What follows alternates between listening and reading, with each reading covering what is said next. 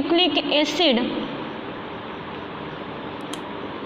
ये दो वर्ड से ड्राइव है, एक न्यूक्लियस और दूसरा है एसिड।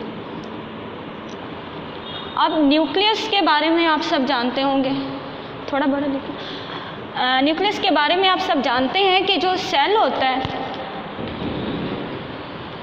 सेल के सेंट्रल पोर्शन के अंदर न्यूक्लियस पाया जाता है। एनिमल सेल और प्लांट सेल में थोड़ा सा डिफरेंस है। जो प्लांट सेल है उसकी शेप में भी फ़र्क है। एनिमल सेल की जो शेप है वो राउंड शेप होती है, प्लांट सेल की शेप थोड़ी सी इस तरह रेक्टेंगुलर फॉर्म में होती है। इसका न्यूक्लियस थोड़ा सा साइड पे पाया जाता है। अब जो सेल का न्यूक्लियस है वो सेल का मेन पोर्शन है, क्योंकि जैसे हमारा ब्रेन जो है वो हमारे सेल के तमाम फंक्शंस, हमारे जिस्म के तमाम फंक्शंस को कंट्रोल करता है, इसी तरह जो सेल का न्यूक्लियस है वो सेल्स की तमाम एक्टिविटीज़ जो होती हैं उनको कंट्रोल कर रहा होता है। अब सेल का जो न्यूक्लियस है इसमें होता क्या क्या है, इसमें दो चीज़ें पाई जाती हैं। जो मेजर है वो है डीएनए, इसके अलावा इसमें होता है आरएनए। अब आरएनए जो है वो डीएनए के साथ नहीं पाया जाता। डीएनए जो है वो डीएनए से ही आरएनए की प्रोडक्शन होती है। अब सबसे पहले न्यूक्लिक एसिड को स्टडी करने के लिए हमें डीएनए और आरएनए के बारे में पता होना चाहिए। डीएनए क्या होता है और आरएनए क्या होता है। डीएनए अब्रीविएशन है डीऑक्सी राइबो न्यूक्लिक एसिड, और आरएनए अब्रीविएशन है राइबो न्यूक्लिक एसिड।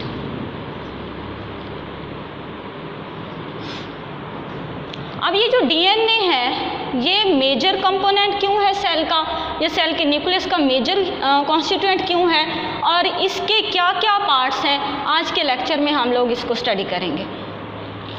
डीएनए का जब हम स्ट्रक्चर स्टडी करते हैं तो हम कहते हैं कि डीएनए जो है एक तो ये है double helical structure,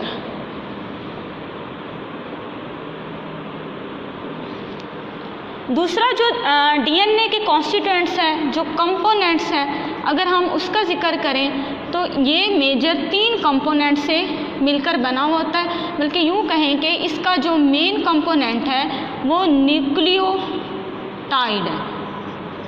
means DNA किसका बना हुआ है, न्यूक्लियोटाइड्स का।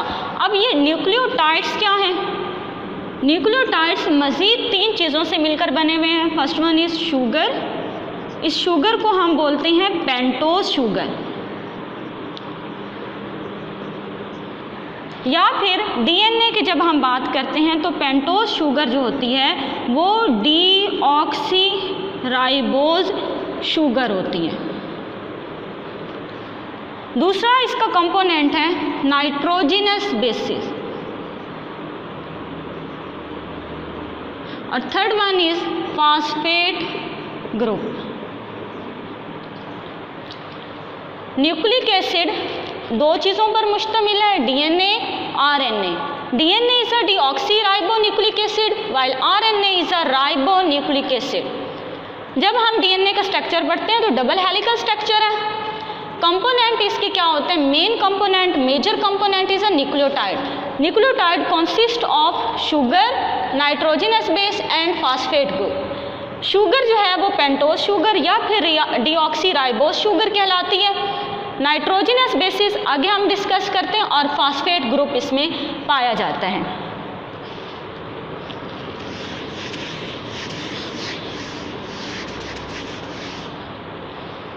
सबसे पहले इसका हम स्ट्रक्चर ड्रा करते हैं।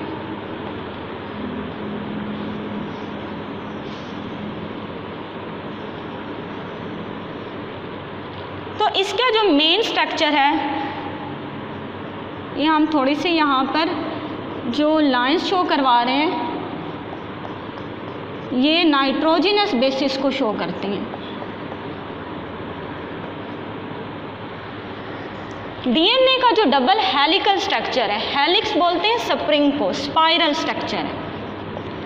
ये जो स्पाइरल स्ट्रक्चर है ये आपस में जुड़ा हुआ किसकी वजह से होता है? दो तरह की इसमें बॉन्डिंग पाई जाती है। उस बॉन्डिंग को हम बोलते हैं हाइड्रोजन बॉन्डिंग।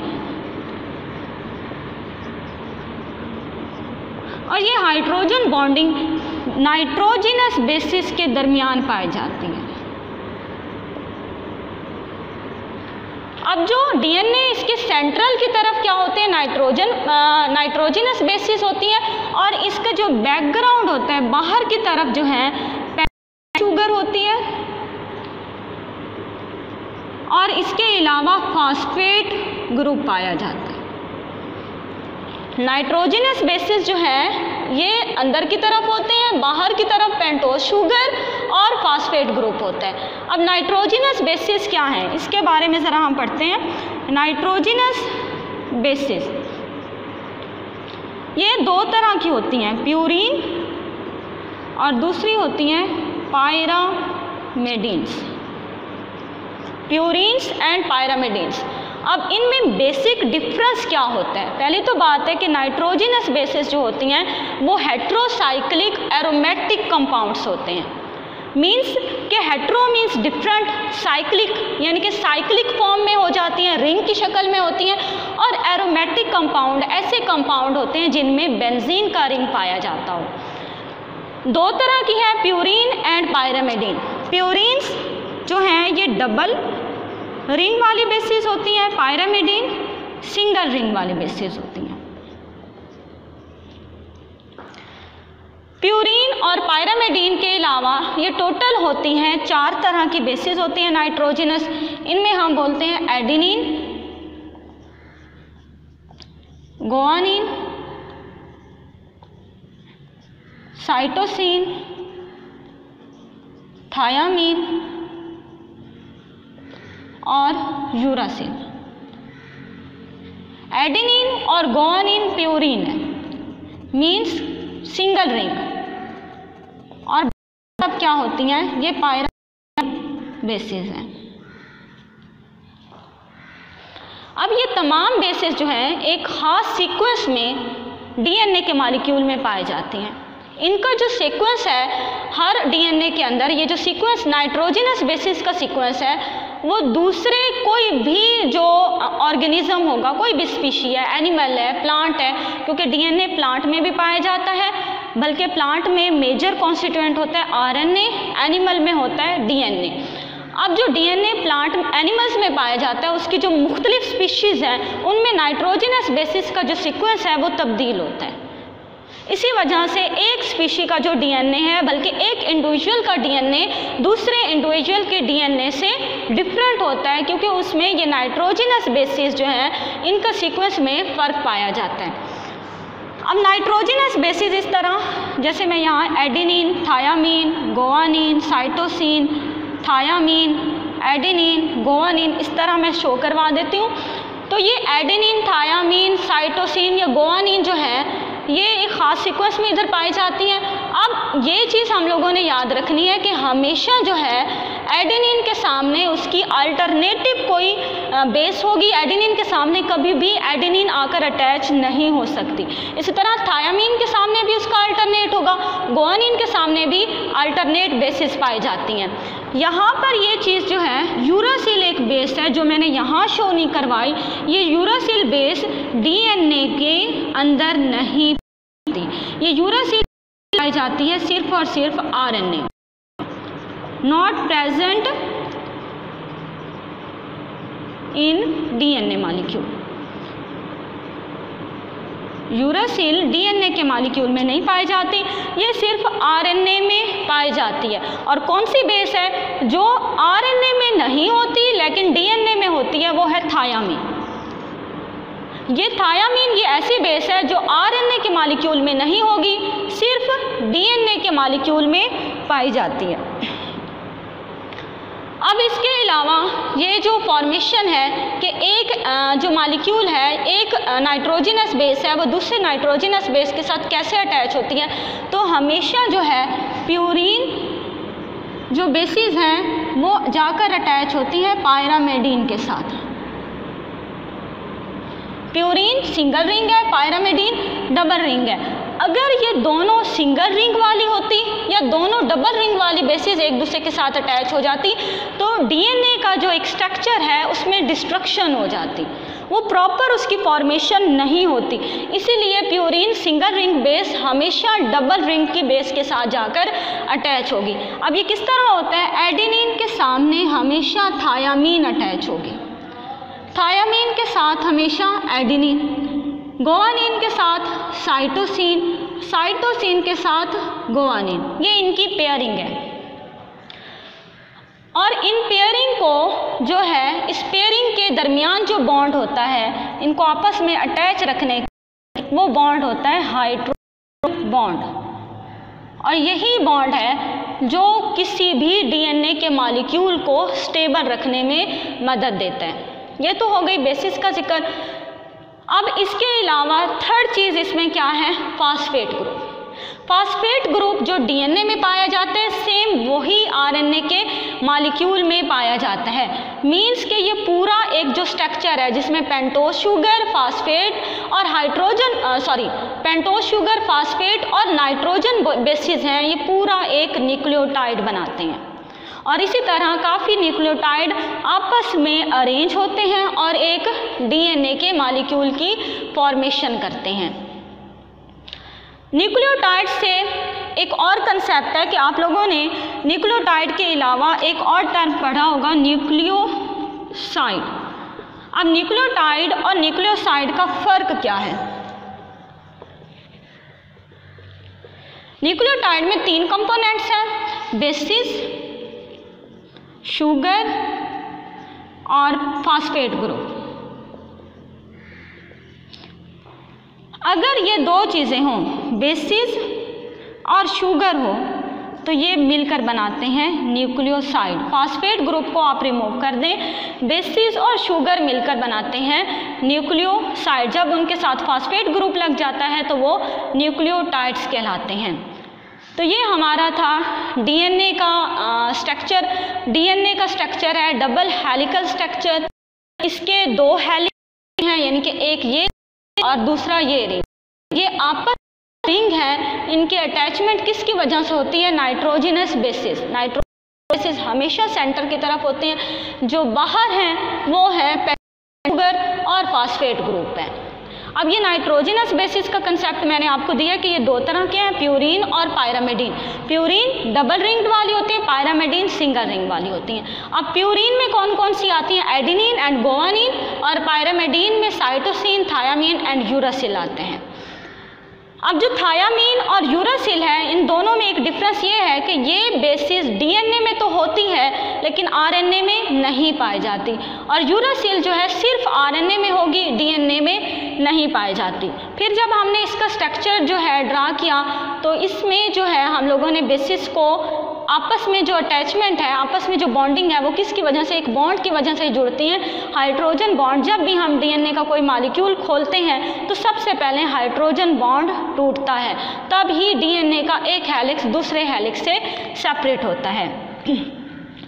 फिर ये बताया कि डीएनए एक्चुअली न्यूक्लियोटाइड से मिलकर बना हुआ होता है। न्यूक्लियोटाइड जो है इसमें 3 कंपोनेंट हैं, शुगर है, नाइट्रोजनस बेस है, फास्फेट है। शुगर जो है वो पेंटोज शुगर कहलाती है। अब पेंटोज क्यों इसको कहा जाता है, क्योंकि इसमें 5 कार्बन होती हैं, और इसको डीऑक्सी राइबोज शुगर भी कहा जाता है। अब डीऑक्सी राइबोज का क्या मतलब है? डीएनए मॉलिक्यूल की जो पेंटोज शुगर होती हैं उसमें और आरएनए के मॉलिक्यूल की जो पेंटोज शुगर है उसमें थोड़ा सा डिफरेंस है।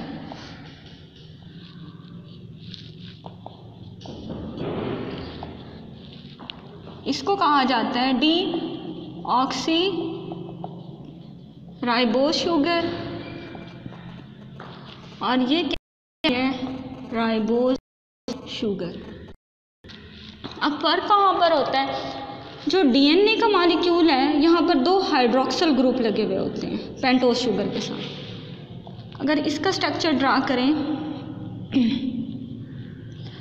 तो इसके भी यहाँ पर 2 हाइड्रोक्सिल ग्रुप लगे हुए होते हैं। अब फर्क कहाँ आता है, लफ्ज़ है डीऑक्सी राइबोज शुगर। अब डी का क्या मतलब होता है, रिमूवल। डी का मतलब होता है रिमूवल। ऑक्सीजन,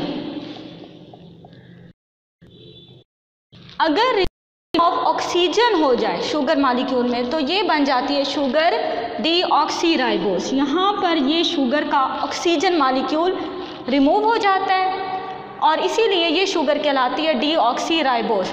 जबकि जो आरएनए मॉलिक्यूल की शुगर है वो कहलाती है राइबोस, उसमें ये ऑक्सीजन यहाँ पर प्रेजेंट होता है, that's why this is called as a ribose sugar.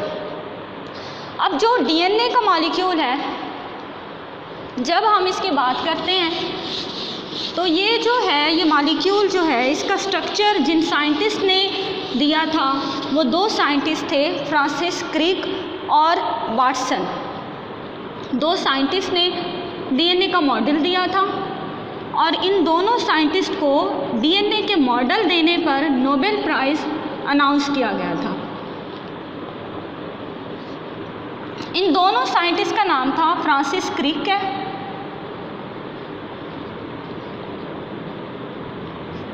और वाटसन।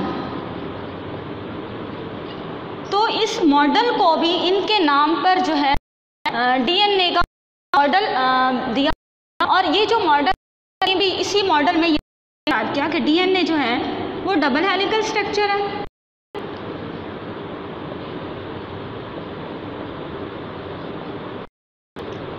इसके बाद इन्होंने यही बताया कि इसमें दो तरह की नाइट्रोजनस बेसिस होती हैं